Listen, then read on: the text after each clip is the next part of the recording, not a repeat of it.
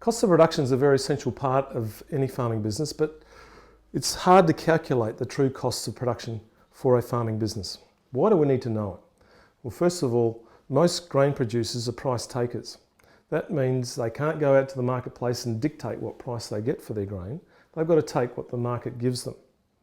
So if that's the case, the name of the game in farming is really the lowest cost of producer wins. So how do we go about calculating it? There's no textbook, unfortunately, out there that says this is the right way to do it. Remember I was talking about gross margins and we talked about the income from wheat less the variable costs, so we can break that up, but it's how we attribute the overhead costs to that enterprise that's really important. There's three ways of doing it. One is we could allocate it according to the percentage of land of the farm it takes on. Secondly, the percentage of total gross income that it brings in, or the percentage of total gross margin.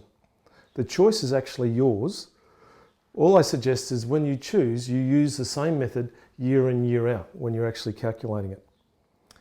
Some hints though, if you have a broadacre farm, per area is probably the best way to go, and economists would say that would be good because land is usually the most limiting resource.